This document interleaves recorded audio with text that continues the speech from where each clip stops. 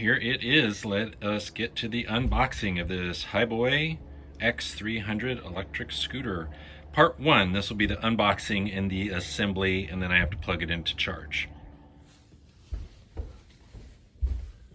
So brought this in, weighs what, about 55 pounds. If you straddle it, it's not too bad to carry. It's not super awkward.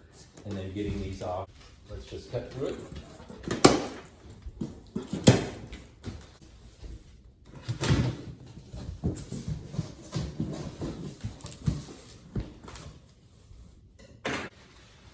So you can pull out the handlebars first, although they are attached, so let's be very... There is a zip tie there that we can slice through. Cut through that zip tie. Okay, it helps to have a second person. In this case, somebody's holding the handlebar. This little plug in here is inside the slot there, and then you have the other one that is here that you can plug in before you slide it in there. So you want to wrap that around and connect the two of those. Go ahead and make sure that that is snug and that you line up the pins appropriately, because they're like the old S-video cables on TVs. And then you can go ahead and take and stuff that in there very carefully and go ahead and start to push the slot in place there. Get it in line. It just kind of wiggles down. Okay, and then we're gonna have some screws for that. And then for this part, let's slide this up. Go ahead and hold that. And then we'll lock it in place. I'm just gonna be careful with that.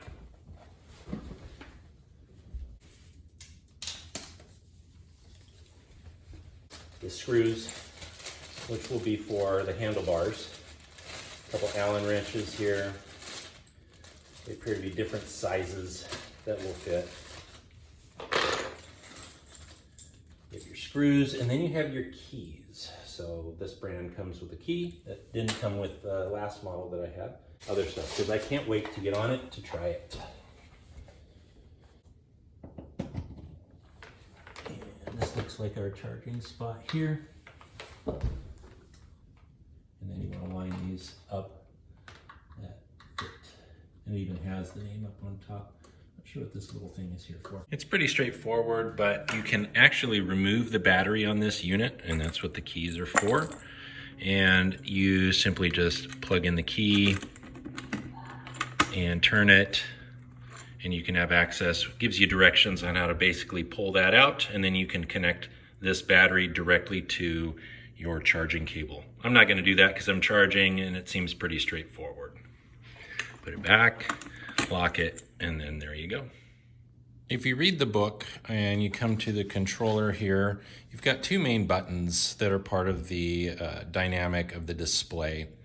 The first one is the power button on the bottom and the light button on the top. And in the directions, it gives you a breakdown of what each of them do. So pressing 2 to 3 seconds turns it on. 1 click switches your speed because it has, I believe, 3 speeds. Double clicking changes your speed unit, triple click cruise control, and then with your lights, it gives you information on the lights. And then you have your directional signals here, and of course the bell that I rang earlier, it's kind of hidden, but it's right there. So let's go ahead and just turn it on. A mistake I just made, I had it plugged in and I tried to turn it on. It doesn't like that. So I'm gonna unplug it and then press and hold the power. And there we go. So mental note, does not like to be plugged in. Okay, so I'm gonna do kind of some of the steps. I'm gonna do a single press. It changes the gear. So first gear, second gear, third gear, just single press on the power button there. Let's do a double press. Clicked it 3 times, and that's your cruise control. So we see that show up at the bottom there. So I did a triple press. And then with regard to the lights, you got the light switch here. And if I press it once, headlights come on. You can see. Come around here, see how bright it is. And if we press the lights twice, double tap that again, trip on the odometer for just that basic trip for your distance. double click the light again, that's your regular odometer. So just like in a car, that's your regular miles over time.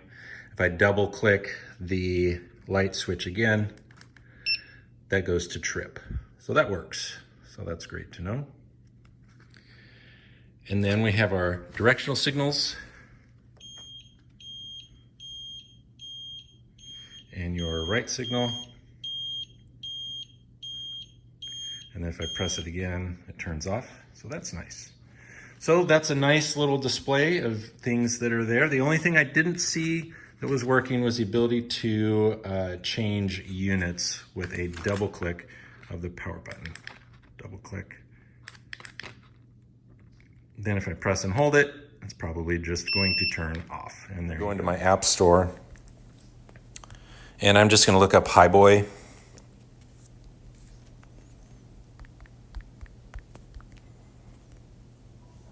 And I'm going to grab that. I'm going to go in there. I'm going to say allow.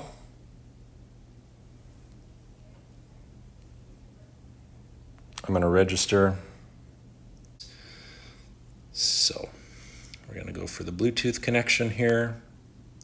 Pays to read the directions. That's the one that I have. I click it. And now if I click on it, it's going to give me a screen of information here. It's going to give me the ability to use some of the features that you can use on the handlebar. It's going to give you information such as your speed, your remaining power, how far you've gone, speed mode, all of that kind of stuff. So E is level 1, D is level 2, and S is level 3. I can turn my light on with that. I can lock it with that so nobody can take it.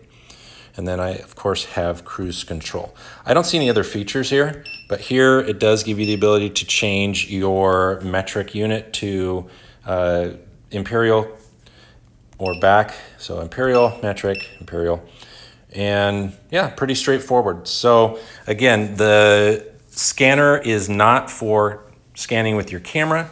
It's for downloading the app first from Hiboy, like I showed you, and then use that to get the correct bike up on the screen, and then now it's your app moving forward. One last little walk around before I leave it to charge. And outside, I will compare it to the Phantom scooter that I got at Costco as far as size goes.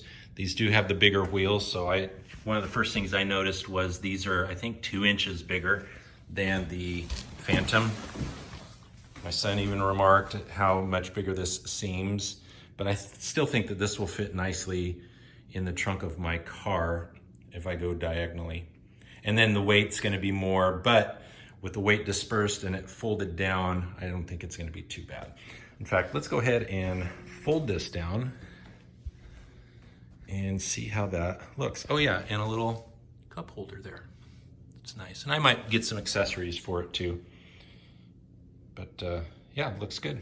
Thing to note, when you do loosen this, you're just gonna pull up on this, and then you're gonna be able to flip this back, and then it's just gonna lay down flat. So there it is, quick explanation of what this thing is then, is this is what's going to latch into this little bracket down in the bottom.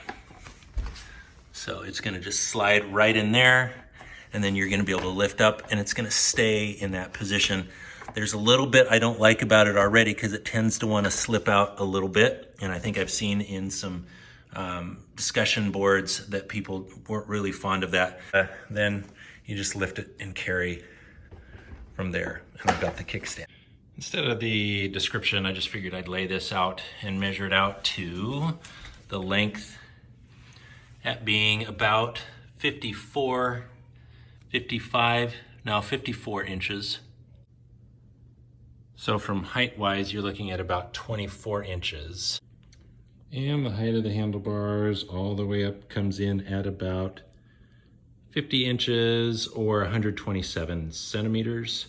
So 25 inches on width, which is about 64 centimeters. So about 25 inches. So this will be the end of part 1. And check out part 2 in maybe a couple days, and I'll have that up with some new information.